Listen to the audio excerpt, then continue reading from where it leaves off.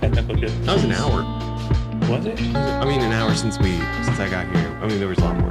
There was other stuff we did too. But Cheers. yeah. Let's go ahead and start with the cheers. Start with a cheers today. Yeah, I need it.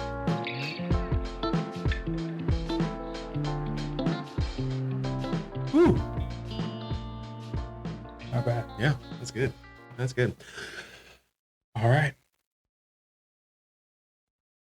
Welcome to the Margins Podcast, the show where we break down books we've read, haven't read, and maybe wish we never started. Guys, I'm Scranton. I'm joined once again with my co-host, Cristiano, back again. Back again. Back like we never left. Like we never left. I want to address the elephant in the room. Our intro says the show that we break down books we've read, haven't read, and maybe wish we never started. I didn't have the script with me last week. That's what I did. And so I off the top, I said, I remember it. And I read it, or I said it. And then I said the line where I said books that we haven't read. And I was like, that's ridiculous. Yeah, that doesn't sound right. That doesn't sound like that should be said. Yeah. So this week we made sure the script was in front of us. And before I hit record, I looked at it and damn it. It does say. When I wrote the script, I put that in there. So yeah, we do reactions to books we've read. Let's just be clear on that. We're not SparkNode. No. This isn't back in our AR reading days. Love The real, those days. real ones will know. Guys, we read the books Yeah, all the time. Don't worry. all the time. Yeah. So, will our intro change? Probably. But as we just got done saying, we've been having some technical difficulties, so it's not high on the priority list. Yeah, not very high. So But you'll notice when we change it, right? Yeah. And you're along for the ride with us. It's Yeah. all good. I think it's fine. Your back seat. Side seat. No aux cord for you. All right. So today Yes. we're doing an author whom I've grown to love, Mm-hmm.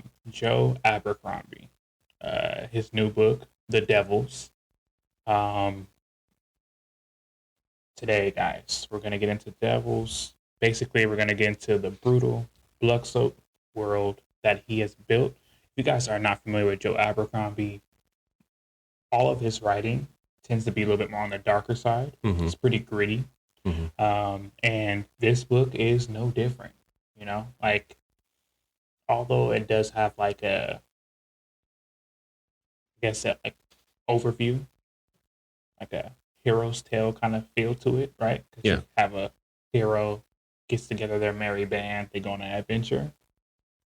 No, Mm-mm. no, it's very Joe. He did this the right way. Mm-hmm. But yeah, so it has a sinister mix of wit, definitely grayer than gray morality. Like that's a huge theme in all of his books. Is the morality is a little bit gray, gray area. Yeah. Also a lot of chaos. And yeah, won't get too crazy on the overview, but I think that you guys will really enjoy today's breakdown. Let's get into it. Mm-hmm. And before we jump into that, how's it going? I know you guys are pretty close to the I won't say riots, but all the things that are happening downtown. Protests. Yeah, all the protests downtown. Yeah, we are right there. We're good. We luckily live on a hill, and as we've learned through most protests and things that have gone down in downtown, no one likes to protest uphill. So That's true. that 8 p.m. curfew, right? 8 p.m. I'm just out, literally a street over from it. So we were in the understanding last night until about, I can't remember what time we realized, but I was like, oh, it cuts off at the freeway. We're on the other side of the freeway. So not technically. But anyway, yeah, I've nothing to complain about. It is on the other, all we deal with is hearing like sirens and copters. Helicopters. Yeah. Yeah. Choppers. But I'm fine with dealing with that. Worth it for me. So But yeah, we've been good. Rachel's been good about has been able to get to work without any issues, get back without any. That's what I was thinking about. Yeah. Yeah, yeah. She had to take the 101 back home yesterday, and I was worried about that. But maybe because there were so many alerts saying that it was going to be shut down. Yeah. No one else was on it when she got on, so she was able to get on and off. It's only she gets off on and off for one exit, so it wasn't a big deal. Yeah, that's true. Yeah, but besides that, we've been good. Chilling. Yeah, just chilling. So no real updates. That's good. No news is good news. Yeah, no news is good news right now. No news is good news. We had a chill weekend. We had no events. Saw some family, and that's about it. Yeah. They kept it easy. What about you? How you guys doing? We're chilling. What do we do? Like we're always doing something. This weekend we took Neri to go see her cousin because they were so annoying about it. We were like, okay, let's just go. So they went, hung out. They had a great time. We stayed late. They were asleep in the car on the way back home. Slept through the night. Nice. That was memorable. That was awesome. Other than that, yeah, a bunch of dad stuff. The best stuff. Yeah, just dad stuff. Yeah. Getting ready to paint. We're gonna paint this weekend. Oh wait, we actually postponed it For the following weekend? for the following weekend. This weekend is Father's Day. Yes, it is. Yeah. So What are you painting? the house. Outside, inside? Inside.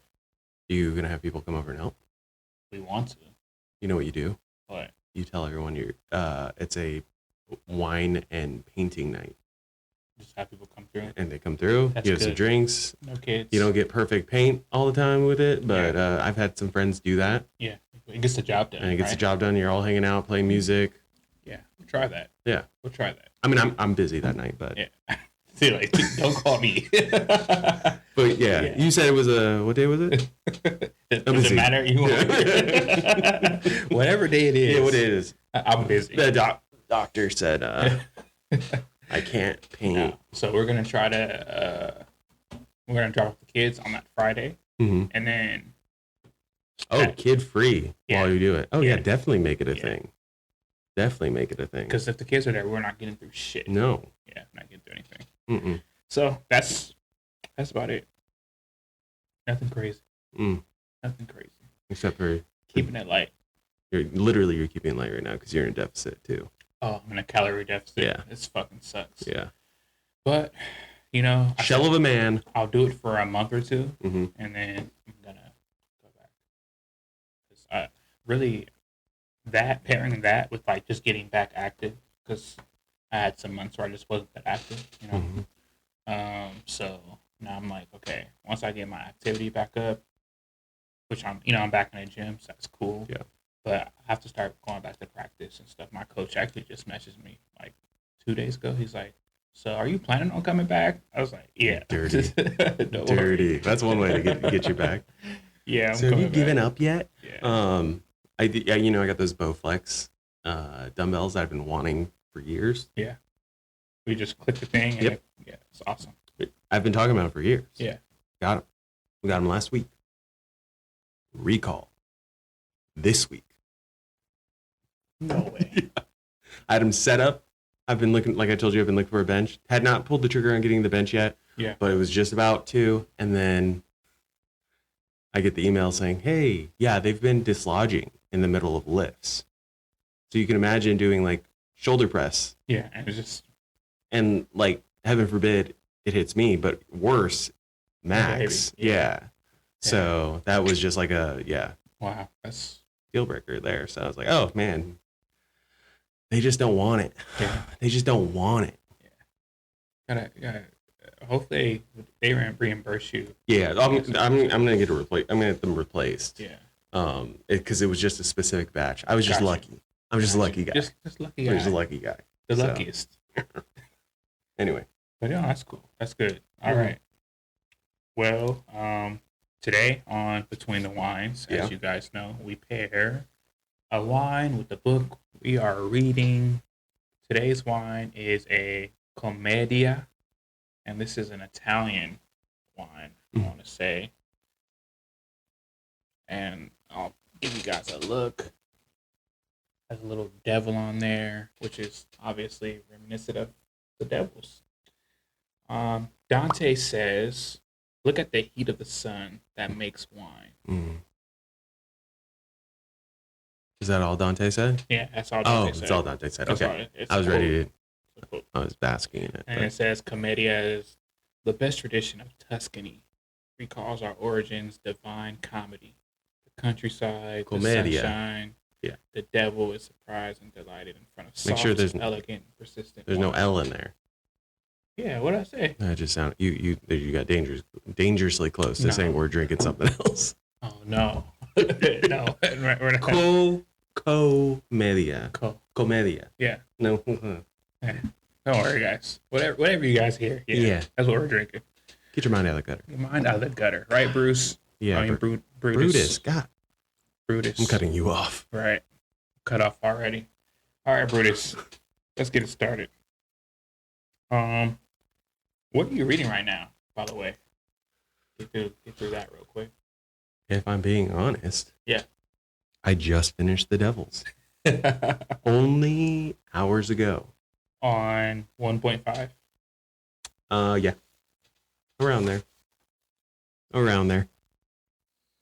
Might have been a little bit higher to finish up, but nothing was lost in translation because I am super excited. Anyway, I'll keep that for that. Yeah. Devils, and then next up I have King of Ashes by S.A. Cosby because we will be seeing him this Friday. Yes. Excited for that. Super excited for that. Sold out. Yeah, that's it for now. Okay. That is it. What about you? So I am finishing King of Ashes. Mm-hmm. So hopefully we'll be done with that in the next day or two. And then I took a break on the Fourth Wing series. Yeah. So myself, I'll pick it back up. I'm going to read. I don't have it on me. I guess I can look it up. So I'm reading King of Ashes. I just finished Devils. I took a pause on Obelisk Gate, pause on Fourth Wing, because I wanted to read this book by James Islington. Oh. Yeah, let me see. Just so you know, so you guys out there. Are you talking about the series? The series. The Lacan series? Yes. Yeah. Yes. So I'm gonna do that. Awesome. Yeah, that's happening. I'm bumping it up ahead of. For whatever reason, I always mix up that series with Joe's, with the Blade itself. The Blade itself. I would think that that's the same series, which it's not. Yeah, it's not the same. Totally series. different tones. Totally different tones. Yeah. But I mix up Joe with James, and then I see James. I'm like, oh yeah, they're very different people. So, anyway, that's cool. I've been wanting to go to that one. I've been wanting to start the Blade itself as well. So you should definitely start the Blade itself. I think that it's not like crazy different. I'm not gonna say it's like it's the most different, but it's refreshing. It's a refreshing read because it's not like your typical fantasy or adventure or anything. He really loves his anti-heroes, and he really leans into it. There's almost no real heroes as you see, even in the Devils. Like the quintessential heroes that you see in the Devils all have these flaws. You grow to love their flaws. Obviously, it's like that, but even more. And the whole series for the Blade itself, like that whole series is really interesting. Because even like the good characters, how like you got through Harry Potter and then you got older and you realize like, Dumbledore really wasn't that great of a person. Yeah. Yes. You get so like that with his or the first Hokage. Yeah. Or no, not the first, the second. Not the first. Oh no, not the first, not the second. That's not what I'm talking about. Wow. The second Hokage is kind of No. Naruto's his Hokage. Originally. Oh, the third. The third. I was thinking it was the third, but I was like, was there one more between there? No, the third. Yeah. Him. Because you initially think, oh, he was just, but there's, I mean, similar to Dumbledore. Yeah. A lot of parallels there. Just let him grow up by himself. Yeah. Be an outcast. Yeah. Let him think that he's nothing. Let him think that his parents didn't care. Yep. You know, or had anything to do with protecting us. The whole village. And then, like, he grows up and people just shit on him. Don't let their kids play with him. Yes. Yeah. That's the other one. Yeah, not the first. Not the first. The second is also a piece of shit. Yeah. He's cool though. He has like Is he? He has like what do kids say now? He got aura. He has aura. Oh, okay. I was worried that you were gonna set us back and be like, he has Riz. No, please don't make it. No, but no, I think the second. He definitely he had like this like dictatorship type of aura. Yeah. This like but he set up Konoha to like how it is now though. Yeah. It's really prejudiced. He's definitely prejudiced. Yeah. Absolutely. Which is crazy because didn't he start the police force? Is that so? He gave him some kind of power. I mean, I think it wasn't not to like make them think that they had power. It's possible he could have did him worse than that. He could have. Yeah. But anyways, I don't like the second. Okay. Yeah, I can tell. He created a bunch of jutsus, bro. He created a shitload of jutsus. What intention? To hurt people. hurt people. That was his ninja way. That was off the top. I made that up. That's his ninja way. Mm-hmm. Yeah. You know? But not my ninja. Not my ninja. All right. Yeah, with that being said, guys, let's jump into the reading. Mm-hmm. Yeah? Let's do it. So, The Devils by Joe Abercrombie is set in a grim, ruthless world. It follows a crew of condemned soldiers, killers, traitors, outcasts, giving one last shot at redemption. And by taking on this impossible mission in the service of a pope that they honestly don't really care for. No. This isn't like a moment where they're like, "Oh my gosh, I get to serve them." Yeah, no, it was thrust upon them. Yeah. A 10-year-old pope. A 10-year-old pope. They have not a lot of respect for her. No, not a lot of respect not at all. But I have high hopes that she's going to become a bigger character in the later books. I think she's going to be vicious. I have a part of me really loves OP characters, you know, especially just OP character, like for no reason kind of OP. And I'm getting those vibes from her. You giving the Dragon Ball Super vibe? Yeah, All Might, you know. Oh, All Might, yeah. Like that's honestly what I thought. When I first started reading it, I was like, oh yeah, okay. So I don't know if we had this discussion, but there was like a shift in like how plot goes. So before My Hero Academia, most books, manga, etc., the journey is becoming the strongest and until you know, so you weak villain. Obviously at the moment they're strong, right? Yeah. But as you go, you're like, oh, the villains keep getting stronger, and then you realize like, oh, at the end there's this all powerful villain or whatever. So My Hero Academia flipped it, and you meet the strongest people at the very beginning. No one ever gets stronger than that. And then you follow the path from there. And so after that, you start to see that more. Like it became a thing where now a lot of these narratives, whether it's a book, whether it's a movie, whether it's a story, they start off and they show you the OP power that can never be reached or people are trying to reach. And that's how things go now. And I realized that I enjoy that path more than the original one, where you're kind of just stair-stepping through. It gives you, I think it's more real life because it gives you something to chase, one, and then two, I tell my daughter this all the time. She's like going to the stage where she cries about a lot of stuff. It happens, no problem. But I tell her all the time, like, even if you're great in this, I won't say all the time, but sometimes when it comes up, even if you're great in something, you'll always find someone who's better. Yep. You know, you can't be the best at everything. You be the best you can be, but you can't be the best at everything. You have to be okay with that. You know, like life moves on, not a problem.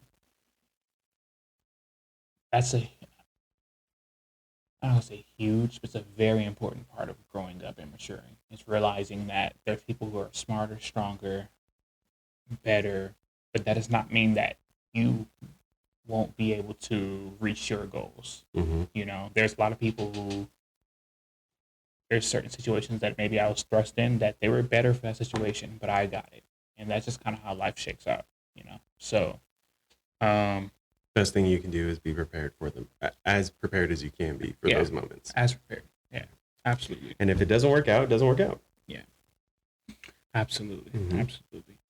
So yeah, with the kind of a little bit off cuff, but with the Devils, what I really like about this book, about all of his books, is that although there's like this gritty tone, this dark tone, it's always very comical. Like, and I really like his prose. Like he uses repetitive phrases a lot Yeah. in all of his books, and this becomes a part of the characters. Mm-hmm. Like you know, so in this book, it's Alexia who keeps repeating. I'm not gonna say what it is, but she's repeating things. Um, the last series that I read, it was Logan Nine Fingers. Like, and you grow to love, you know, When you hear expect. that line, Yeah. yeah. So I think that he uses a lot of the same, you know, literary tactics that he's, you know, known for, but he does it so well. And this book seems like such a new story. Could have Mm-hmm. happened in the same world as the Blade itself. Eh, I guess. I think this one's a little bit more fantastical, if I'm being completely honest. Um, the Blade itself feels more.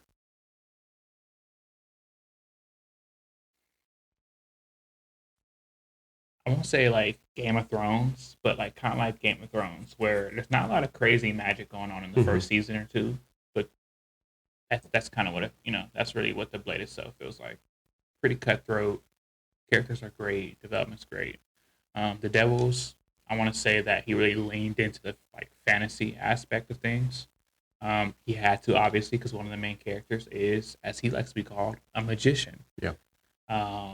Or a sorcerer, as a lot of other people call him. Or, you know, so I think that he had to lean more into the you know magic and the fantasy aspect. But I think he does a great job. It's not crazy. It's not like super. And I actually like the terminology. Like every time you meet a different kind of magician, there's a specific term for that magician, Mm-hmm. right? Like For this their field they expertise study, or whatever it may be. Yeah. Um, but yeah, I'm just running through some like quick things off the top of my head that I thought I really enjoyed, like when I was reading through. But what about you? Like, any raw reactions? Quick Yeah, thoughts? I had heard from a lot of book talk and other people that had read it. It's been labeled as like what was it, like knights mixed with Suicide Squad, like a team coming together, a team of misfits. So I totally get that. I just read Between Two Fires a couple months ago by Christopher Buehlman. Love him. Love his books. I'd also read Those Across the River, which is another great book. But Between Two Fires, I was telling my book club, Breaked Up Book Club, shout out, that this book that The Devils reminds me of Between Two Fires, but comedic, like so funny. Yeah. Is it every line? No, there's definitely some deep stuff in there, but the jargon that they use, their back and forth, the chemistry between them all, Yeah. is hilarious. Yeah. Like, so they have like a group chemistry and then like an inter-group chemistry Yes. between each other. Because you know? some of them have history together, others don't. But then even within like the mixing of them, they all find like their counterparts almost, or Yeah. even those that they like despise specifically. Yeah. So I really love the back and forth between these characters because we're dealing with a lot of self-righteous and then those that feel like I could not be bothered by being judged. It does not bother me one bit because I don't believe in whatever you're doing, or what you believe in. So you get both of them, and then you kind of have them both meet in the middle at some points where it's like, oh, maybe I do believe, and the other parts where they're like, maybe I don't believe anymore. So I loved that back and forth, mixed with the comedy, mixed with the fight scenes. Yeah, the fights are great. Yeah, the fantastical elements of it. I really enjoyed this book. Yeah, it was a fun read. Yeah, it was. I wanted to really quickly go over some of the main characters, just to let the listeners know. So off top of the dome, obviously Alexia, she's the main character. Mm-hmm. What can we say? It's not spoiler. She's a thief. She's someone who a 17-year-old thief. 17-year-old thief, young girl, raised on the street. Yeah, does what she needs to. Of the holy city. Of the holy city. From the holy city. Does what she needs to get by, which most of the time is thieving, and then has tricking people. Tricking people. But then one day is brought forth with an option, or more so a calling. I don't know if it was an option. It kind of was. It wasn't. Yeah. A lesser calling, of two evils. Yeah, a calling that she has to make it basically make a lifestyle change, a complete lifestyle change. That is underrated in every sort. And then, like, on that path, even she doesn't, like, she's unbelieving, which makes you as the reader like I don't know what's the word, maybe not unbelieving, but you're like incredulous. Yeah. You're like, is this really happening? Like obviously it's happening, but like, yeah, she's right. Why is this happening to her? Is she the right person for this? Because her self-doubt, which she grows into. But Alexia, awesome character. Awesome. I think that's did that perfect. Brother Diaz or Father Diaz. Yeah. What can we say about my guy? I think he probably had the most growth. I feel like he had the most growth out of everyone in the story so far, from start to finish. When you first meet him, a little bit more uptight. He's still uptight at the end. He's still himself. Yeah. But I think that the journey really opens him up to things. So you meet Brother Diaz also in the Holy City. He is also on a calling, right? I want to say that. So he was probably like my third favorite character. Which just say something. There's a lot of characters in this book. There's a ton. So I would say he's like my third favorite character. In terms of, he was hilarious to read. Yeah. Super funny to read, and I get his character. Like when Joe was writing this book, Brother Diaz was he had to be in this book because how do I put it? He embodies a huge theme in this book, which is obviously the title's the devils. So the other side of that is like, you call it devil, angel. So obviously like religion's a thing in this book, and he embodies the religious aspects of this book. Yeah. So definitely key. Jacob of Thorn. Awesome character. Yeah. I won't lie though. Not disappointed, but this is a character that's like, oh, okay. I see a parallel between him and other characters in his other books. Yeah. All the other characters, with the exception of Jacob of Thorn and Baron Ricard, no. Balthazar, Sham, Evam, Troxy. Mm-hmm. So Balthazar and Jacob are two characters that I can see parallels between other characters in other books. Yeah. Like other books that Joe wrote. Mm-hmm. But the other characters are all pretty unique. Yeah. Yeah. Did you take issue with that? Initially, when I first like read the characters, and I very quickly grew to like Balthazar. I didn't like him at first, no lie, and then he ended up becoming my favorite character because hilarious. These guys don't want to be together. Hilarious. They fucking hate each other. Yeah, like across the board. Yeah, they hate each other. I know we tapped on the fact that they were called on this like holy mission to escort Alex in her new role, Alexia in her new role. They are doing so not by free will. No, they have been ordained and bound yes. to this mission. Right. So the Pope, literally. We can say this, like the Pope is the strongest magician in the world at this point in time. They call her the second coming of Christ, right? I think they call her in the book. And she binds this crew together for this mission, which we won't say, but basically it's called the papal binding. And everyone has different feelings about this fucking binding. And as Stratton said earlier, this is not like your merry crew of misfits. Mm-mm. They are not merry at all. They're pissed. They're on this mission together. They're pissed about the whole thing.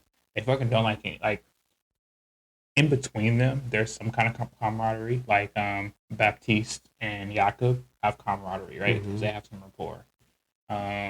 Same with Sonny. Sonny has it. But the thing with Sonny and Jakob, which we won't get too much into, but their relationship, I thought at first was, I didn't think it was that great. I thought, and I don't know, maybe it was just me, but I thought that he was going to lean more into the history that Jakob has with elves. So Sonny's an elf. Yeah. So I thought he was going to lean more into that. They talk around it, you know, but they don't really go into it that heavily. Yeah.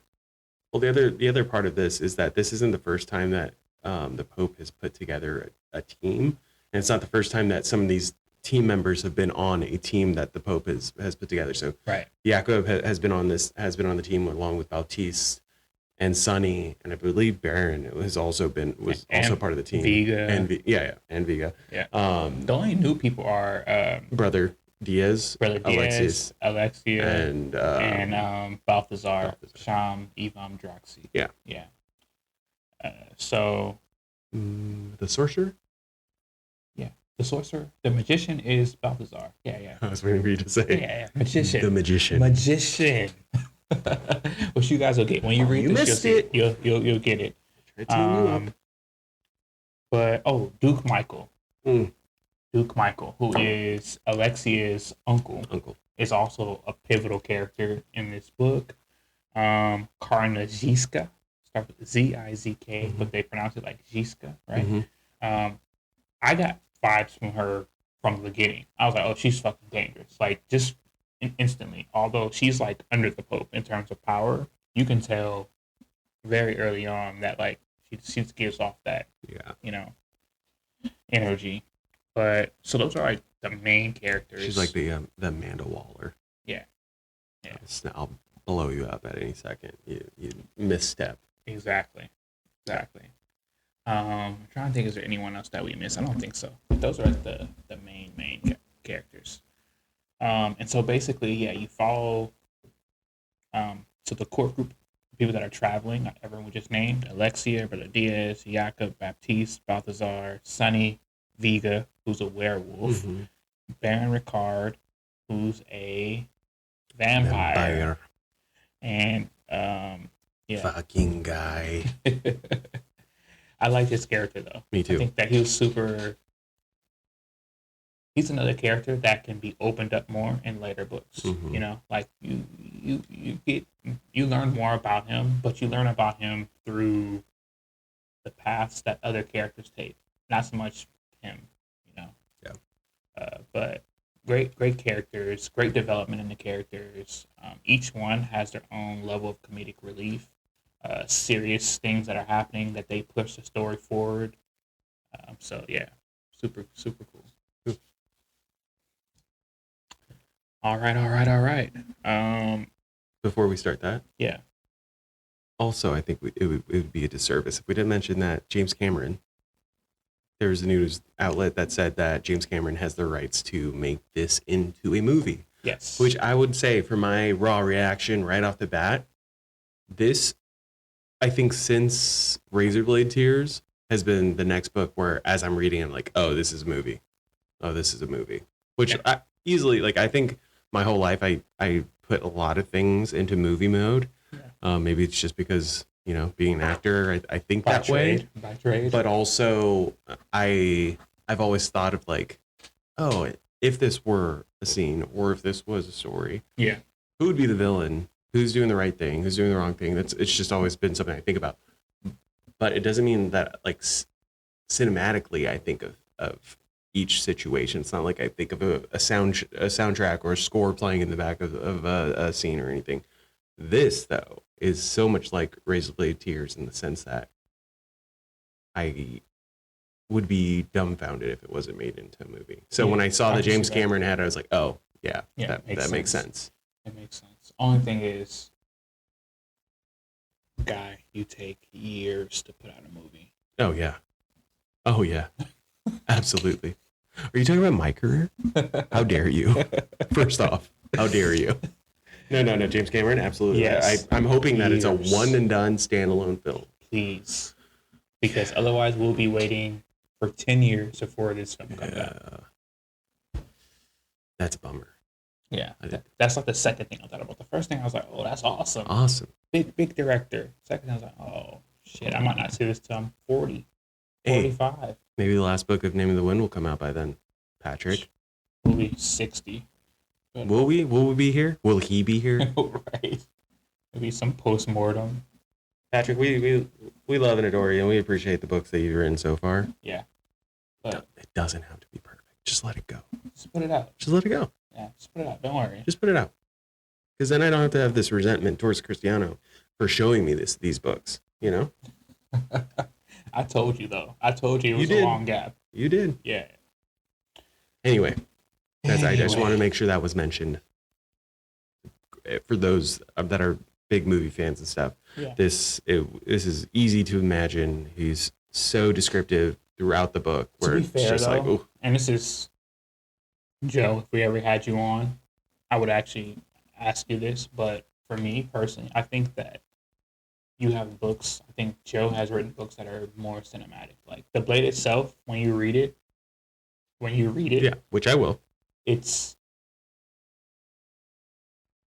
man, I don't really know. I haven't really read a book like it, to be honest. Like, it's,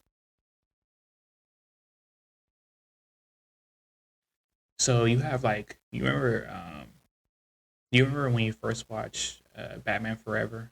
Yeah. Like that 96, 97 era? Yeah. I remember the room I was in. And then you watched Dark Knight? Yeah. Okay. The Blade itself was like Dark Knight compared to... Oh, dang. Yeah.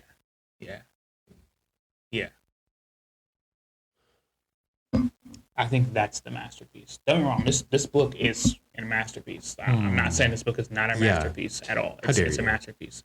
I'm saying that the uniqueness of and the delivery in what was the book for The Blade itself from start to finish was really mesmerizing. I think about it all the time. Like now, every time I read a book, I'm thinking about my relationship with the characters and why and all this other stuff. And it really comes from when I was first reading The Blade itself. I was like, I fucking hate almost all these characters, but not because how it's written, but because their choices are so unique.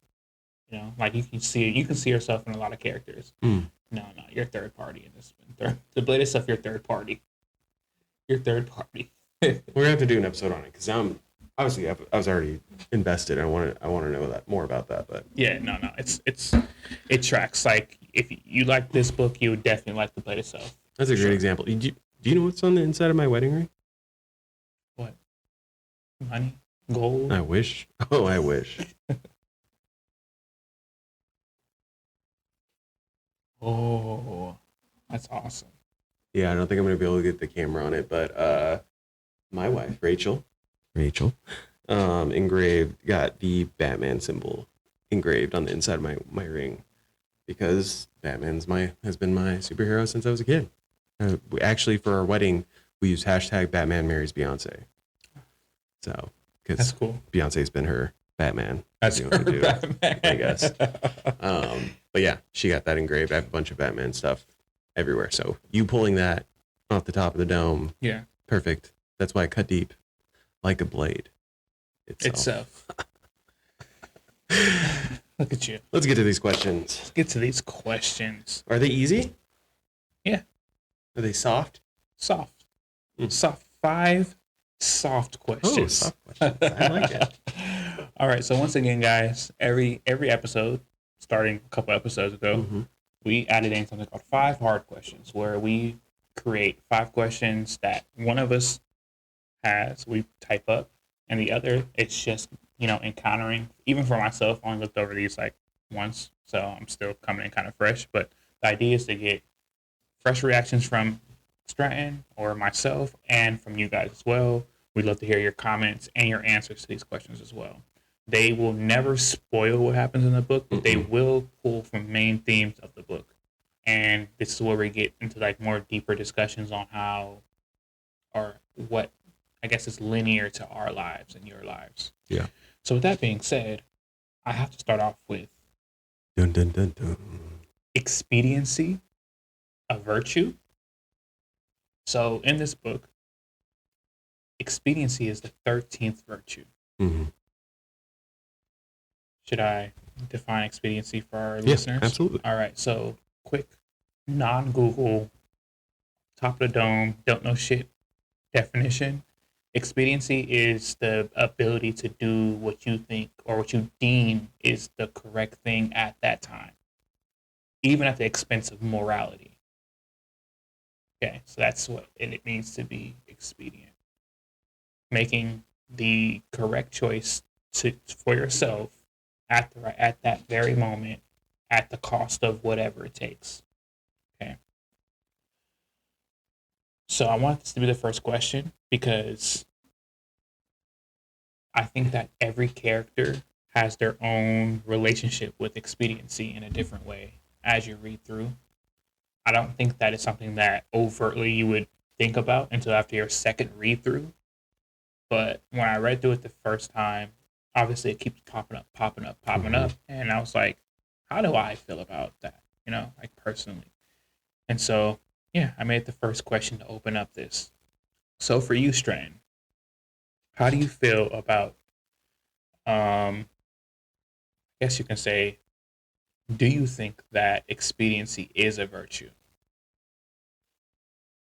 Hmm. And this does not be fantastical. This, bring it down to or up to your life. Like, do you make expedient choices? Are you more thoughtful? Are you driven more by your morality, your values?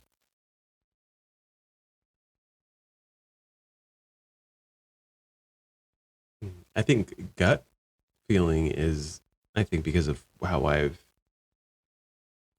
lived my life, I want to say morality's been at the forefront with moments definitely sprinkled throughout. Yeah. Where I chose the more expedient route. Right. I wouldn't say that it was one of my virtues, or it's not one that I like a pillar that I would lean on often. And I think that's the whole thing with virtues in general is that they're supposed to be something that's built into you, that is part of your makeup. So for that reason, I would say no. Okay, that's fair. But I also don't know if that's me wanting to say no. Right. Because I know that there's been times that there has to be times in which you made the expedient choice. Or you have to. Yeah. Where it's just like, man, I would really love to, be that person right now, but I can't. Yeah. Yeah. And it also depends on what that outcome looks like. The thing that comes to mind is like financially. Like, would you say that like, oh, I want to be able to show up, but financially for whatever reason, I can't do that right now. would you be on the chopping block at that point, because you're doing the expedient thing of I can't go, and therefore I can't, maybe in your eyes, in my own eyes, be the friend that I want to be to you. I think that it depends on what you value individually. Mm-hmm. And depending on what those values are, it becomes expedient at that moment, right? Like, so if you value showing up for friends, irregardless of what's going on, right? Or if you more so value your things that are going on yourself and budgeting and discipline, and right. Mm-hmm. So it just really depends on where you're at. Mm-hmm. I'm guessing, at least for myself, this is true. It really just depends on where you're at in life. Like, some people when they're younger, some people when they're older, make decisions differently. You have a different brain. For myself, I feel like every 5 to 7 years, I think about things like the same thing, and I'll shift a little bit. Oh, absolutely. Right, every 5 to 7 years. So just to piggyback off your answer and answer myself, there's a good portion of my life where I would say yeah, like yes. Now that I'm older, I have a lot to lose. Yeah. So you kind of move away from making choices like that, especially because you're building a life that you want someone else to be inspired to build a good life by, and you don't want them to always making choices at the cost of something. Yeah. Right. When you're younger, you may, not everyone. I know people who always made really sound choices. I'm not saying that if you do like if you make an expedient choice, that doesn't mean it's not sound. It just means that it comes at the cost. It's gonna come at the cost of something. Yeah. Right. Like when I first was reading this recurring thing, and this is something I learned about, and it was the same year, so I can, fuck me, whatever. I might be wrong about it. I took them both in the same year, but my first physics course and my first astronomy course took in the same year. So I don't know. To be honest, for you guys who don't know, physics and astronomy are fucking tied. So you learn about the same people. And so I don't remember which class I learned it in, but Occam's razor. And basically, hope I don't, fuck it up, but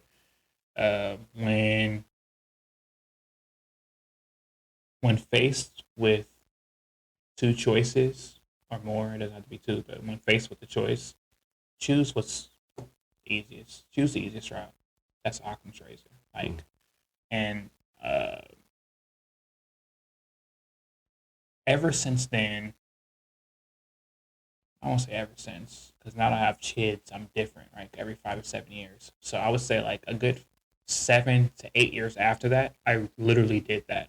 Whenever I was facing any kind of issue, I am practicing the Occam's razor, where I'm literally making the choice that's sometimes it's not what's best for me, but it's what I think is best at the moment, at the cost, and a lot of times it comes to the cost of okay, so that's what you mean by easy. I'm thinking easiest as in easiest for you.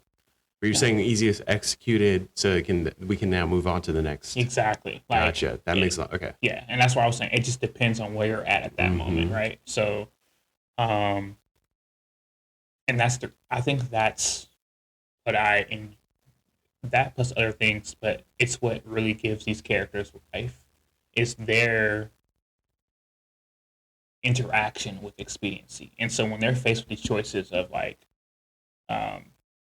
not going to spoil, but doing things to help others or to help themselves, or that's when this helps push the story forward, right? So that's why I made this the first question. And also it's something that real life that we all have or will engage with. You're going to be faced with a choice, and sometimes it may go against a value that you were built in, or that you believe in, that you grew in, whatever the case may be. And do you have it in you to make that choice?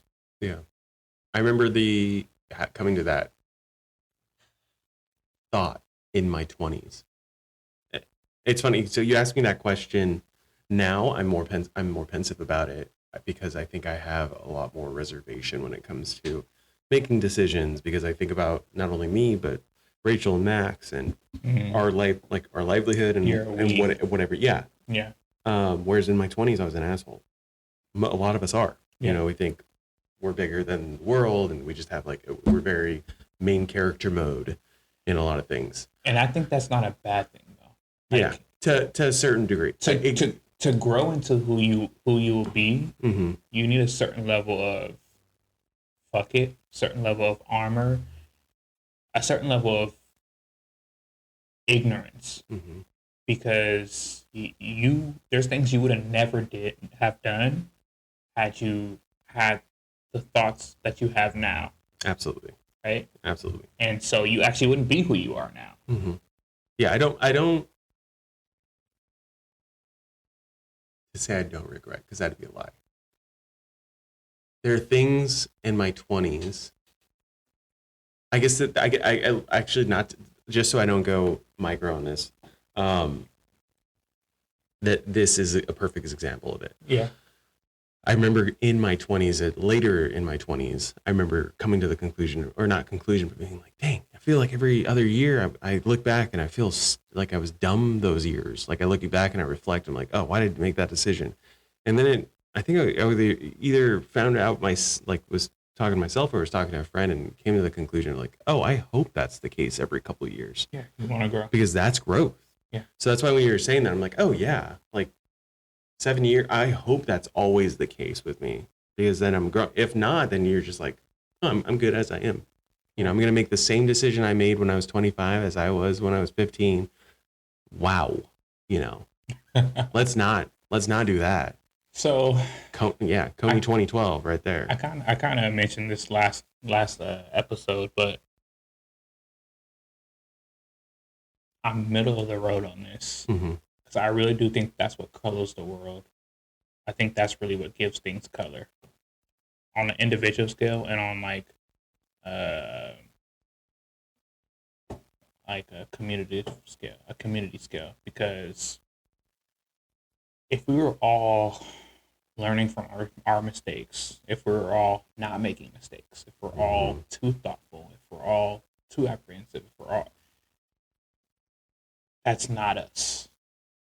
You know, what makes us human is our propensity to make mistakes, our propensity to make expedient choices, to challenge the narrative, to push things forward. And I have a deep respect for people that carry that on. Some people, it's a lifestyle. Some people, it's moments. But the more reserved that I grow to be, the more I respect people who are in that era of pushing things forward and pushing the boundaries. Because not everyone can do that. Some people have too much to lose, or they've already went through that and it just wasn't their time to, you know. So I'm super middle of the road on that. I'm not gonna lie. I don't feel that's like what I said 2 minutes ago. I don't think that it's like those asshole years, those me years. I think that they are irreplaceable to who you become. Yeah. And if you never get to have them, you'll grow old, always wondering and feeling bad that you never spent time making choices for yourself, because you'll realize there's a lot of people who did. Mm-hmm. Like, and they still do, you know? Mm-hmm. Yeah, without going deeper, there's a lot more to unpack. I think so. I agree with you. To put a fine point on what the part where I say like, oh, I kind of regret. There's being an asshole in the sense of being selfish in your pursuit of what you want, what you need, whatever it may be. And then there's being an asshole because you think you're all those things and the way you treat others. Yeah. And that is where I'm split. Not split, where I'm like, oh, I could have thought myself a giant. Right. But still been kind to others. You know, Absolutely. or at least cordial. So that's where I think regret resonates for me, is where I'm like, oh, I really thought I was bigger than, and did it get me? It absolutely got me places. Yeah. You know, and I wouldn't want that taken back, because I want to be here. Right. You know, yeah. But I think the part that I do is where I'm like, oh, not that I'm coming to confession or anything, but Yeah, there's always a better path, you know? absolutely. Yeah, no, people who don't think that there's always room for improvement, you don't your world is too narrow. Yeah. You know, always room for Yeah. improvement. All right. Second question. Second question: is truth what happened, or just how we choose to remember and tell it? I went first last time. It's all you. I think that 100% truth is how the consensus, like the group think, chooses to remember things. Mm. I think that truth doesn't have a lot to do with actual facts. Time plays, a factor in this. Early on, like when things first happen, I think that it's more important to get the facts right. As time passes, very quickly, the slope increases and it drops off to the point where no one cares about the facts, doesn't care about how it made people feel in the story, and is it a story that you want to tell later? Mm-hmm. Like humans tend to sensationalize everything. Um,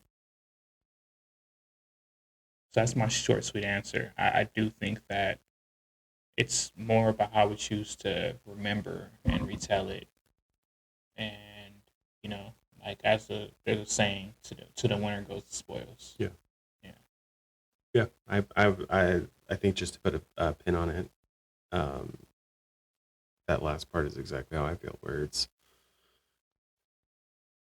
I'm, at least for me, I'm more invested in what your experience was opposed to every single detail, Right. you know, because that's where the story's at. Right. That I want to hear anyway. On an individual scale. Yeah.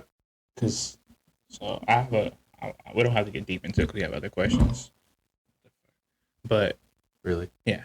So I'm holding this, guys. So, anyways,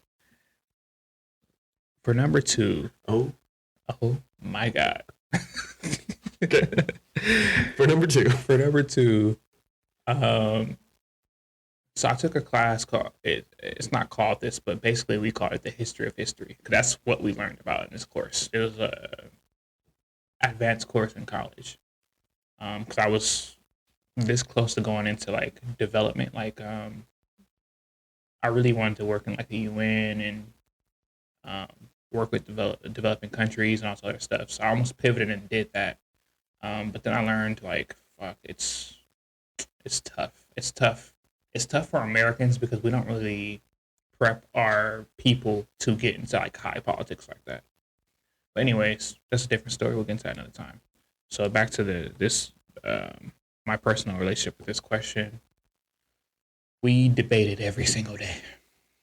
The history of history course, we debated every day. And there were things that we debated a lot. And I remember this being the notion that we went through most of the time. Like when we're debating back and forth, we almost always ended up on, okay, but this person won, so it doesn't matter. Like, because you'd have a side debating the pro side, the people who won. You have a side debating the people who lost.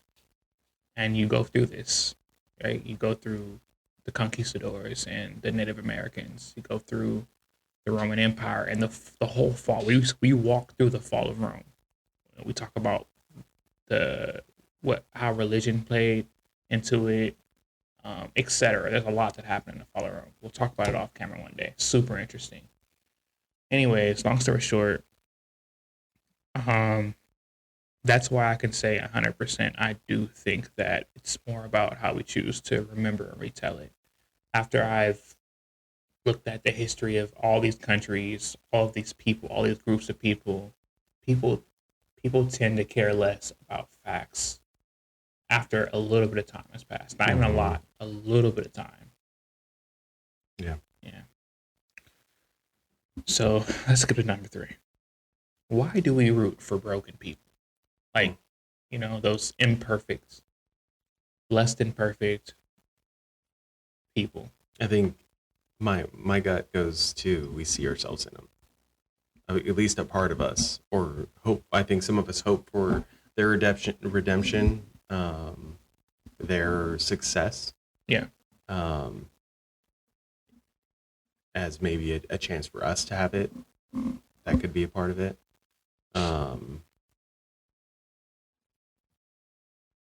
Yeah, everyone loves that underdog story. Everyone loves an underdog story. But why? Because we hate teams that always win.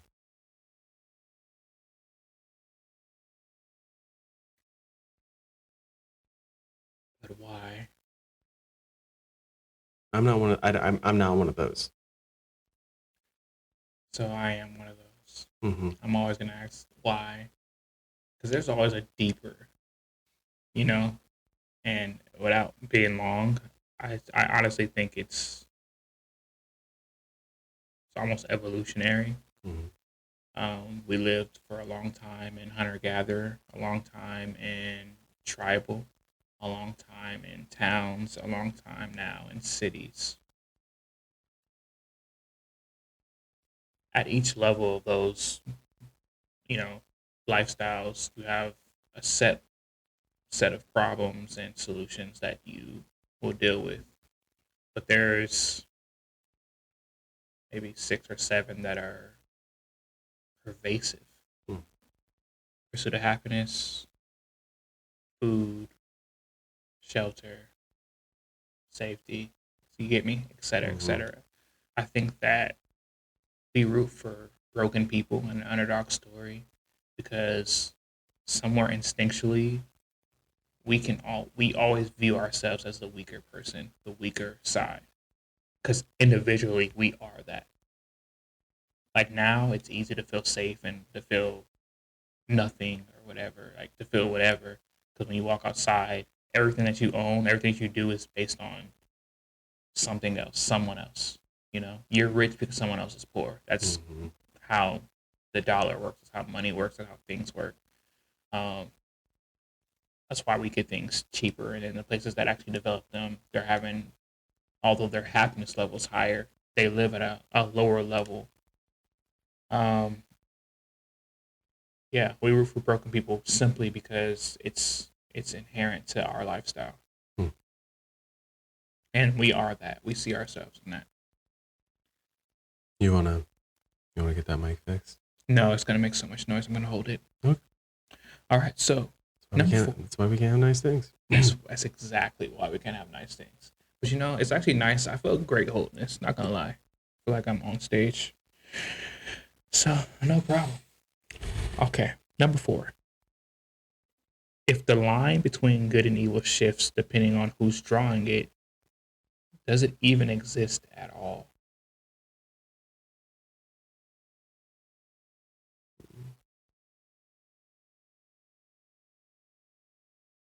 Let me ask that again. If the line between good and evil shifts depending on who's drawing it, does it even exist at all?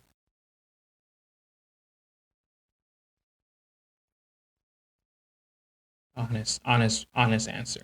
Honest. I think the whole idea between there's like inherent evil that you can imagine, you can think of, and like all the things, just so that we don't get, I don't have to clip this Cancel. later. No, I just so that I don't have to blur it out later or bleep it out. But all the things that you can think of that are inherently bad, Yeah.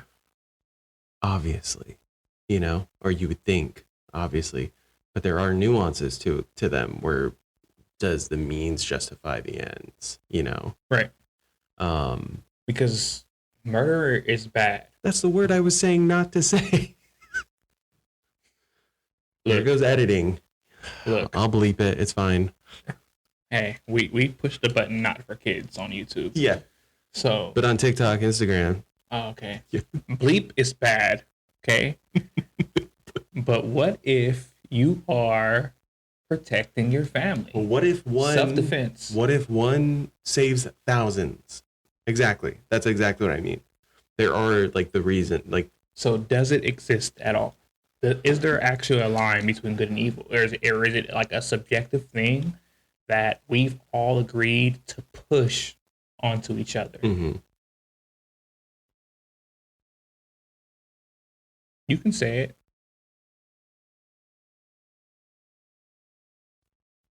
Mm.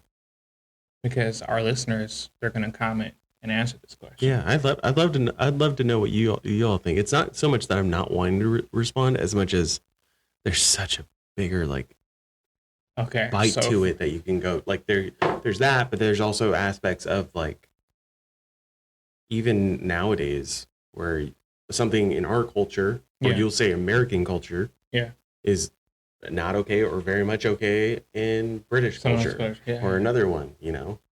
So for me, I don't think that there is a line. Yeah.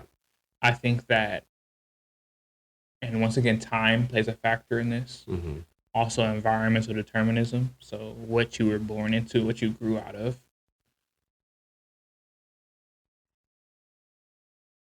Societal pressures. Mm-hmm. These three things and probably more define what's good, what's bad. I don't think that there is like a true line though, because on an individual scale, people may call it bad, and then you look at like countries, these countries that are loved and pushed throughout the world do Mm-hmm. this every day on a massive scale. Yeah. Massive scale. And you're gonna say, oh, they're so this and they're so that. And in reality, like every country, like name one, every single country is violating these, whatever you want to call them, rights or Mm-hmm. whatever case may be.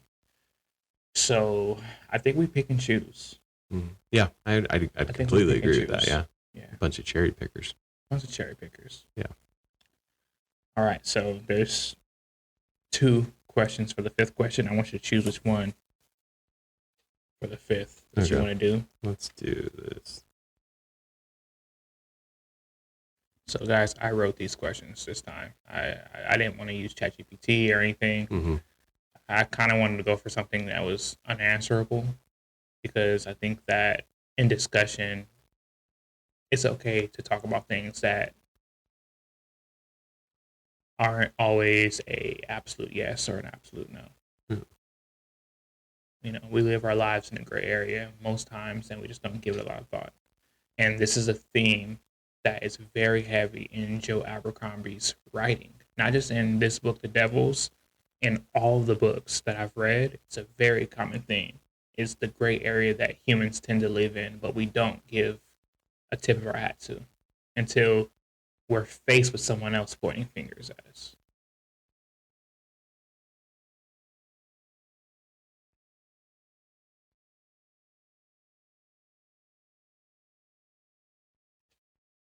Hmm.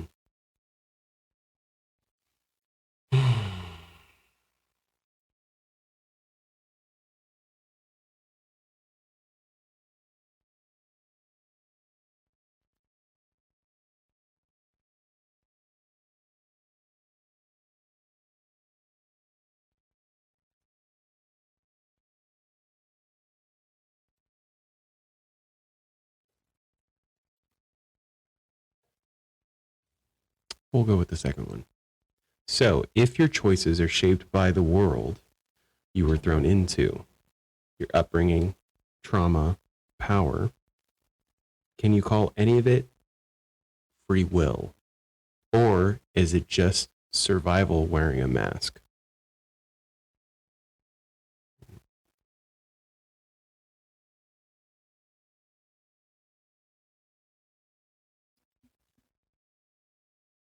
So when I was younger, I told you guys this. I Mm-hmm. kind of ditched religion. I know I believed in God. I ditched religion. This is one of the themes that this is one of the things I used to bring up to people.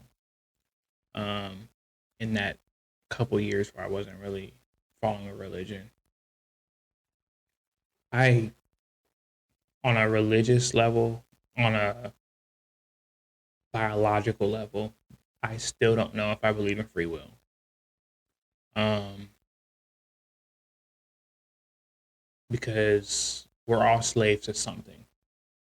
something's always pressuring you to make the decisions that you make, whether it's a parent, grandparent, a friend, Spouse, a a partner. spouse, a partner, a goal. Yeah. Right? You want to get someplace, and you think this is the path that you need to take to get there. Mm-hmm. I mentioned this. It might be on one of the lost tapes, but every day you wake up thinking, what choices can I make to make this the best day for me? Mm-hmm. And there's billions of other people. Everyone else wakes up with the same thought, and you have to go about your day and navigate those people.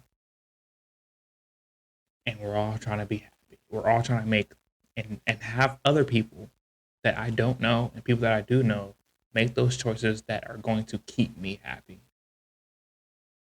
I don't know if I believe in free will, Mm. you know, because I think in a world with free will, you don't have that pervasive thought of what you can do to make yourself happy. You're gonna do irregardless what makes you happy, because that's biologically what's in you, no matter the cost. You're gonna do what's expedient. Going back to the first question, right? Mm-hmm. Um, what's expedient to that goal? And so, if your number one goal is comfortability, life, progression, keeping yourself happy, number one, because you can't make anyone else happy if you're not happy.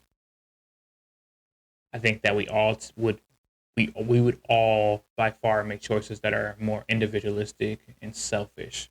But in action, I know a lot of people. I've met a lot of people all around the world, and I can honestly say that a lot of people don't do those. Like, even if that's their first thought, second thought, third thought, they almost always, like 65, 70% of the time, will choose to do things that are better for the people around them, Mm-hmm. whether it's a parent, a mother, a sister. You know what I mean? Like, they, even if it's something for themselves, and they're like, I want to do this right now, they'll choose not to because they don't think that's what's right at that time.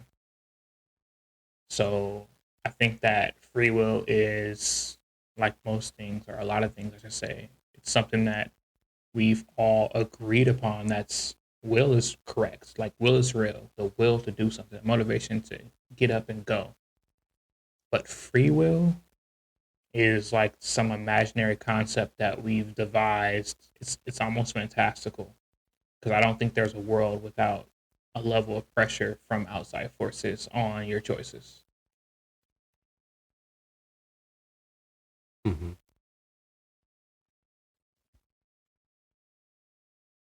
I think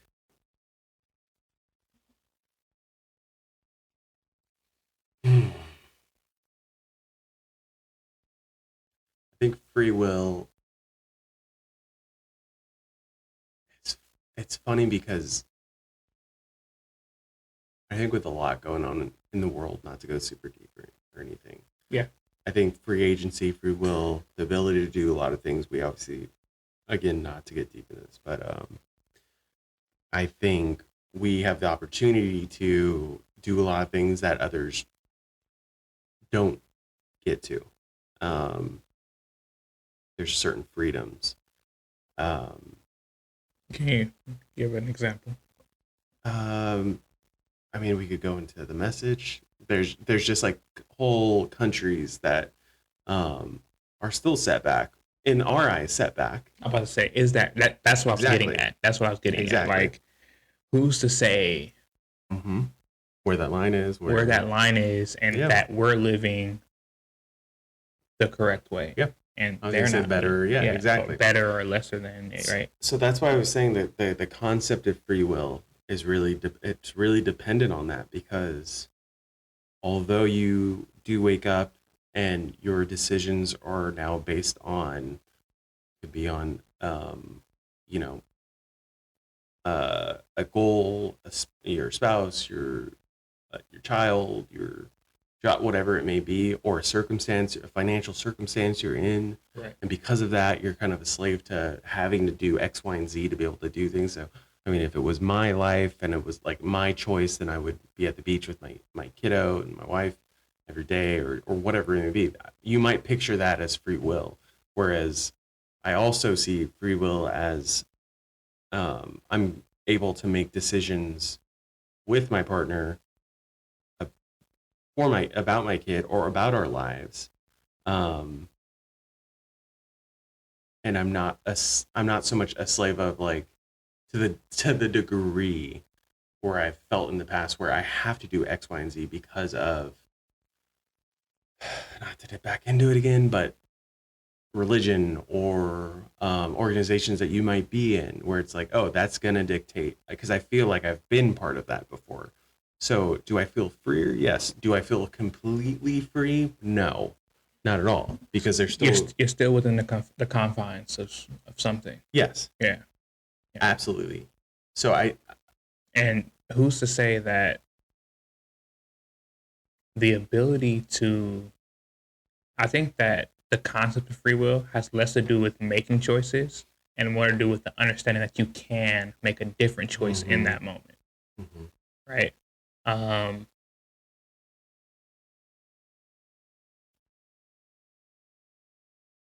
don't know what book it was.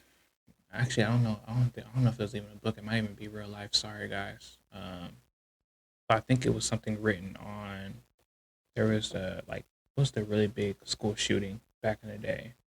Columbine. Columbine. And I think I read something where the shooter had asked someone, "Do you believe in God?" Yeah. And she said yes. And he killed her. Mm-hmm. And I remember reading that when I was younger and thinking, wow, would I have made that same decision? That's free will, though. Like in that instance, if free will was real, that is an instance of free will, I guess, because you have all the pressure. You have the pressure of wanting to continue your life and not die and whatever, be in danger. And to still have the balls to say yes is more courageous. It's more brave. It's the biggest thing. It's the biggest thing. And it can be any religion because this is not something specific to Christianity. Like, no, this has happened all around the world. It's, school shooting. Doesn't have to be a school shooting. It can be like a coup somewhere, and someone challenges what you believe in, or the Holocaust, right? Like someone's challenging who you are. The ability to stand 10 toes down is so human, because every biological response you have is going to be trying to save yourself. Yeah. So if I had to give an instance where I thought there was free will, I guess that would be it.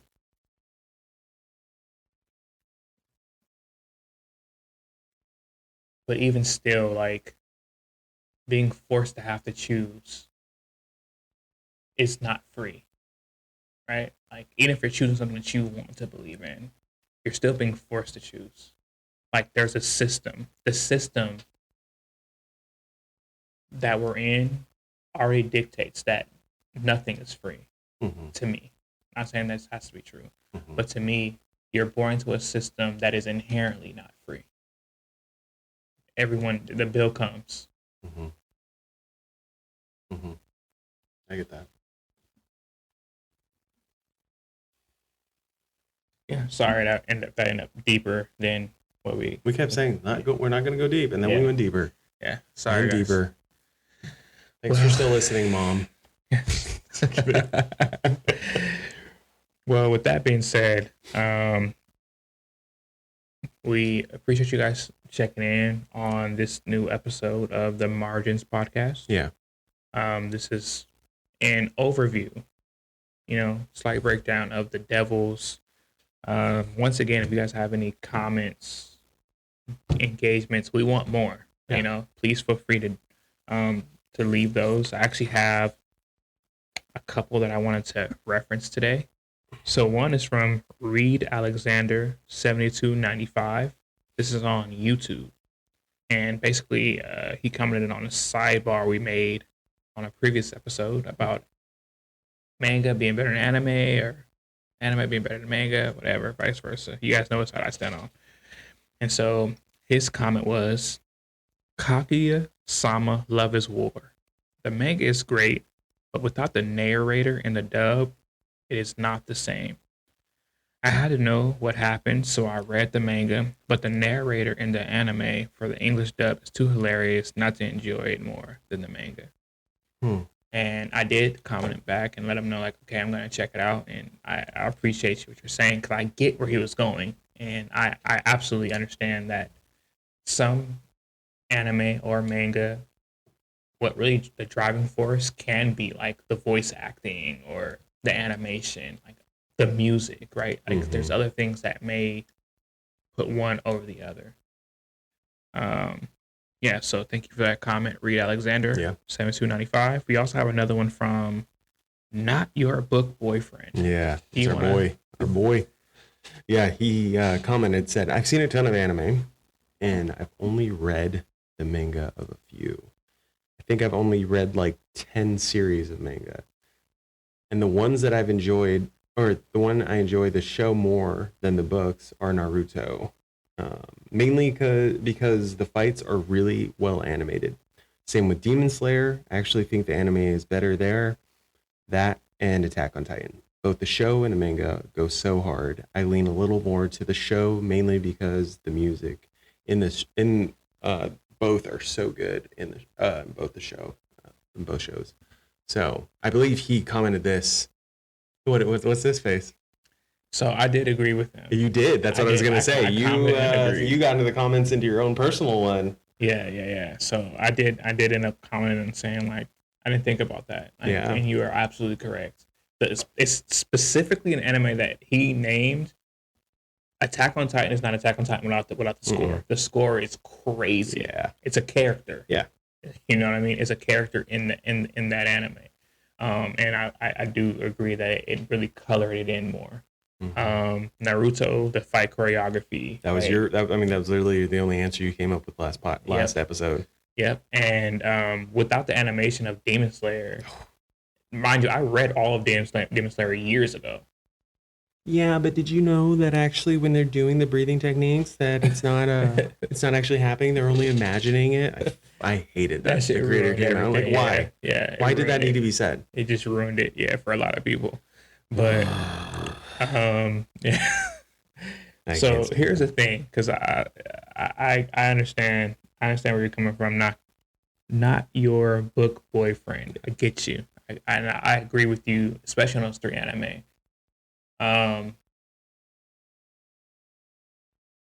But not even but. I will say that anime is a lot deeper than combat. Right? Yeah. Like the anime that we're specifically talking about, where that it's better than the manga, usually have to do with something with combat, or there's combat in it. There's cooking anime. There's, you name it, they have an anime about it, and there's one. Are you trying to be right now? Is that what's going on right now? I am trying. He's trying to be right. I'm trying to push you guys towards my side. Yeah, it sounds like it. Here's an anime, Anohana. There's an anime called Anohana. And I think this is actually going towards his point of view. It's probably the only anime that I can say off the top of my head that's not fighting that I thought that I enjoyed a lot more watching, because the voice acting and the musical score, it really pushes you into it. No, Hunter x Hunter. I liked that was pretty equal. Like I didn't really care. Like the animation isn't crazy in Hunter x Hunter. No. So there's parts I always think about, but yeah, like yeah. But I think reading, actually, I'm lying. I cried reading it. I think reading it was more impactful. Just like the Chimera Ant arc. Oh yeah. I think I told you when I was going through it, I was like, I don't really care for this one. And then it ended. I was like, it was really good. Yeah, I really enjoyed reading. I watched it. I remember watching it and I was like, I'm going to go back and read it. Because I enjoyed reading it so much more than watching it. I think they did a much better job of building that relationship with the little girl. Yeah. Yeah, I literally just, if our viewers saw me drift off for that moment, I was thinking the closing scene of her and him. Yeah. And the prince go, oh yeah. Anyway, no spoilers on that one. No spoilers. Go check it out, guys. Read it. Not Your Book Boyfriend. Yeah, I was the one who initially reached out to you and then told you to what your thoughts were. So Cristiano, I was hoping on you to, his side. yeah, Guys, if there's anyone on my side, check in, tap in, man, tap in. I'm losing. He needs validation. I'm losing. But yeah, guys, thank you. I think the other one, we didn't put him on here, but Malk. It's at Malk. I think he has. I can't remember what his picture is. I think it's Gojo, with glasses on. I think. But he is on your side. He said mango over anime all day. So let's go, Mark. So that's that. There you go. If that makes you feel better, it does actually. Alrighty, guys. It's not on the list. I did want to really quickly go into this. I know we got, but spoilers. Yeah. Right now. So spoilers, guys. Yeah. We'll look at the timestamp. I promise to go ahead and put it on it. Timestamp. 1 hour or something. Yeah, 1 hour. We'll figure it out. Yeah. Just because it's so fresh on my mind. Dude, some of the twists in this. Again, last spoiler alert. That's all I'm going to tell you. Are we actually going to get into spoilers? Yeah, absolutely. Okay. Yes. You good with it? Yeah, I want to. I don't want to. I would spoil every episode. No, I know. I'm good with you doing it because as we've done these last couple episodes, I think a lot of the times we kind of like we edge. Yes. For lack of a better term, we're just edging the hell out of our listeners. Yeah. And I'm like, okay, it's to the point where we too like we just can't add too much to it. So, I want the spoilers. There were so many twists and turns in this book. Yeah, I'm waiting for you to go so I can go. Okay. Come on, I'm ready to spoil shit. I think the one that I'd love to go in order, but I can't think of everything off the top of my head. But right off the bat, when Alexia is like, she wasn't my mother. Yes. So when you find out that she's actually, she actually is a street rat. Yeah, like she wasn't lying. Through the whole book, you're thinking like, oh, she hates herself. Like she doesn't think she's like worthy of the position that she's in because she's went through all these hard times. No. She actually is a piece of shit. She actually did steal from everyone. Yeah. And then you're like, she's like, my mom died. She sold cheese. Or my dad sold cheese. One of the two. Yeah. No, I think wait. Maybe it is. Someone sold cheese. Yeah. Someone sold fucking cheese. Yeah. She met the real Alexia. Once the real Alexia died from the plague, she stole her fucking identity. Okay. The only thing that bugged me about that. Yeah. Is I told you I listened to it today and I might have missed this. Yeah. But the reveal to Duke Michael was not there. Like she didn't do it. No. He died thinking she was his niece. Yeah. But that's the annoying part because I thought the perfect spot for him to do it, which is why I don't understand. It's not a grievance I have against you, Joe, for not doing it at that point. But he went as far as to right before that happened, like again, spoilers, where Duke Michael dies, is that he says, even now, like when he reveals that the other twist, that he's the one that killed Alexia's mom, his sister. Yeah. Alexia could have been easy, like, because he said, you look just like her. Even now, you look just like her. I'm like, it would be one thing to be like, if while Alexia was explaining her story of like when she met the true Alexia, if she was like, we were spitting image, we thought we were twins. There was something to that degree, but there was nothing of that. And then you had Michael, like I get the necklace, the coin, and then the birthmark. The birthmark, she burned herself. Yeah. But those were the two things. But then he kept saying, "Oh, you look so much like her. You look so much like her." Yeah. Everyone did. Like every time she met another person in her family, they all mentioned that she looked like her mom. Yeah. So she could have gone a little bit, or Joe could have been like, "Oh, she explains a little bit more so that she looked like her." Then I'd be a little bit more. Here's the thing, though. I think the only person that knew was Cardinal Ziska. I think she's the only person that knew that she actually was an imposter. And she's the one that sent Michael on the strip. Right? So I think that she's the only one that knew that she was not her. The next big reveal, so that was huge. Yes, I was hot about that. I was not hot, I was mad, but I was like, oh, that's just, that was a good one. I did not see that coming. Great. I'm gonna fuck up her name. Aunt Exodia. Oh yeah. Her aunt is still fucking alive. Yeah, I don't want to be that guy, but there was the two things that I would. You didn't fucking think about that. I You thought she was did. still alive? Okay. Because they kept saying she failed at the soul experiment. Mm-hmm. They kept saying she failed. I didn't think that she was one of the handmaids. I did start thinking that she was who she ends up being, because of like the way she was moving about, and then on top because she had so much interest, like when she was talking to um Balthazar, Yeah. and like how they got on and everything, and how much she knew and to what degree. I was like, Yeah, that was weird. That was weird. It was. I thought she was just a dope. She could have been. Yeah. I thought she was just like She absolutely could have been. But when did you start being suspicious of Duke Michael? When he got hurt at the end. That was wait, at the end? At the end. Oh, at the end. I thought you were saying at the end. Yeah. There. Okay. As soon as he got hurt, good. Because as soon as he got hurt at the end, I was like, huh. So he's gonna get back to the holy city without getting jumped and killed. Yeah. And then back to Troy without getting jumped and killed. Something's up. That makes no sense. If it's up, it's up. Like if I'm getting attacked and we're in a group and they know I'm with these people, I'm gonna get attacked and I'm alone with you. You know what I mean? So as soon as that happened, when he got injured at the end, I was like, oh, something's strange. Yeah, he was on my radar pretty quickly. As soon as when the first Duke, one of his nephews, had that scroll, I was like, okay. I was going through the list of people that could. Yeah, I was like, who could have been? Yeah, because you just list who was named, because unless they were named, you don't show the gun unless the gun's going to be used. So I'm like, who could have been? It really was either going to be him or the Cardinal. I was like, who? I mean, which, spoiler again, it was both. Yeah. But with him, I was sure of it when the last Duke, not the one that she gets married to, but the one before, when he shows up and he has the paper too, I was like, okay, it's definitely Michael. Like he has to be setting this up, and there's going to be something. And then he had me like when he got there and she like hugged him and she was so sweet, like he was so sweet to her and everything. I was like, hey, maybe I'm wrong. I could be wrong. Yeah.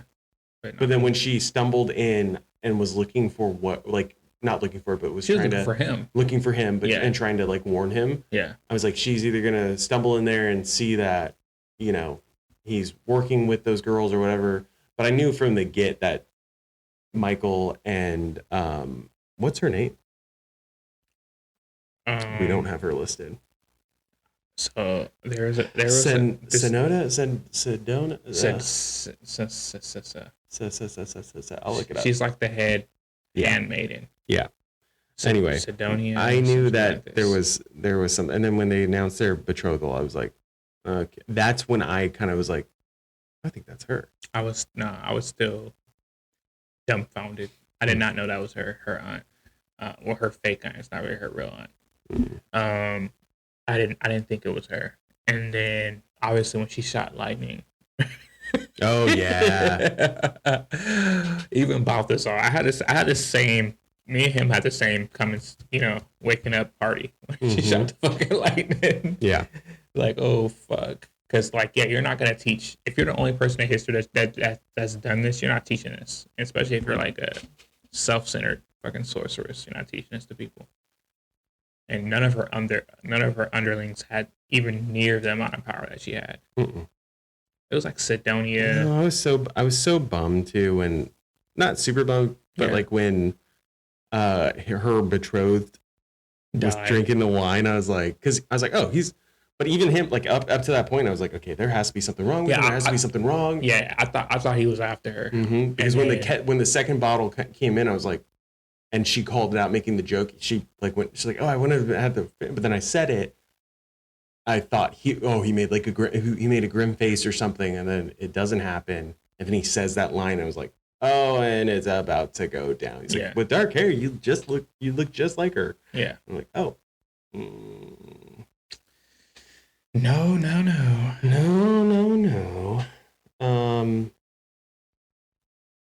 Yeah. So yeah. All right, guys. Do you want to do more spoilers, or that's enough? We spoiled the two biggest Yeah, spoilers. Yeah, those are the biggest ones. I really did. Also, Balthazar is that nigga. If you guys don't know, read it. I do love him. When I first started, I did not like him. Not gonna lie, I was like, this guy fucking complains. He, et cetera, and I very much grew to love him. Absolutely, especially at the end, where you're just like, it's where you start getting. I started getting upset with like the cardinal and everything. I was like he did everything right. Yeah, finally, and you're still gonna put him in. The chains thing, like I get, and that's all he wants though. He just wants the ability to choose. Mm-hmm. Like, if these are the chains I have, okay, let me choose these chains. Because that's what he learned from Baron Ricard. He just wants free will. Is that what you're saying? Yeah. A semblance. There was one point in the book where I was like, "Man, everyone is just getting it on," because you've got you got Brother Diaz and Vega, and which then is crazy. and then Alexia and Sunny, which I saw that early on. Yeah. And then Balthazar wanted to be with Baptiste.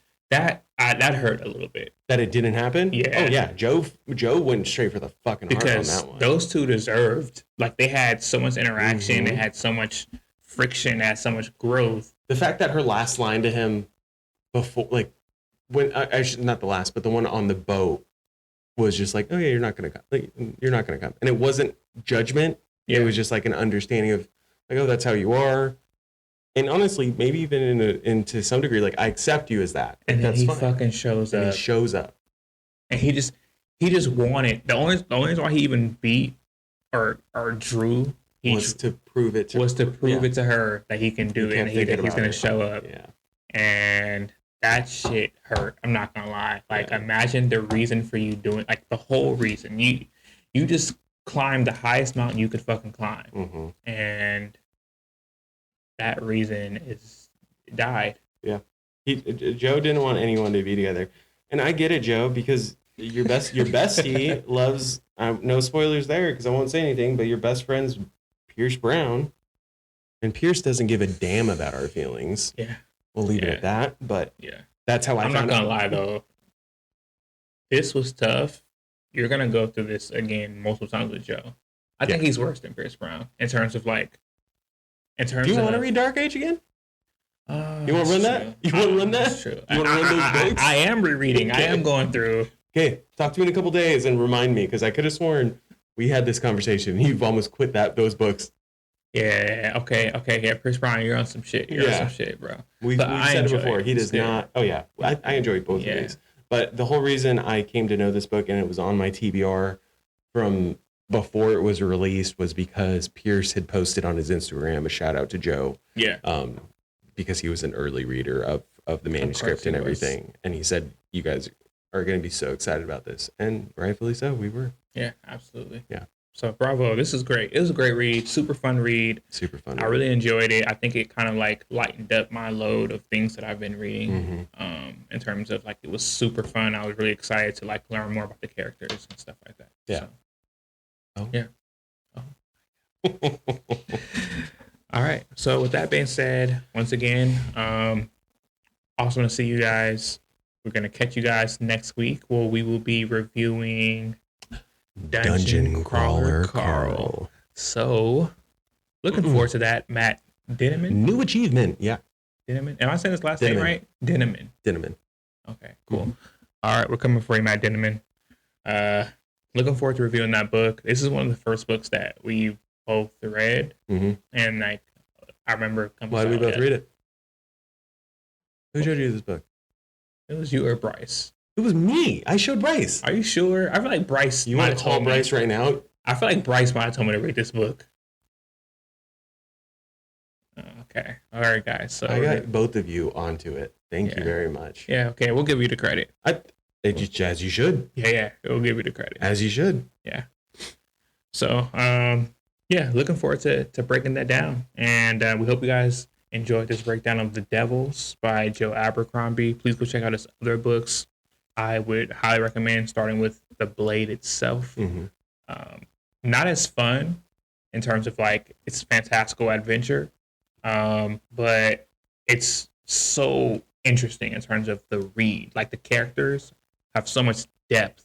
It's crazy. So, yeah, look forward to that, and we will see you guys next week. Next week. All right. See you guys later. See you guys.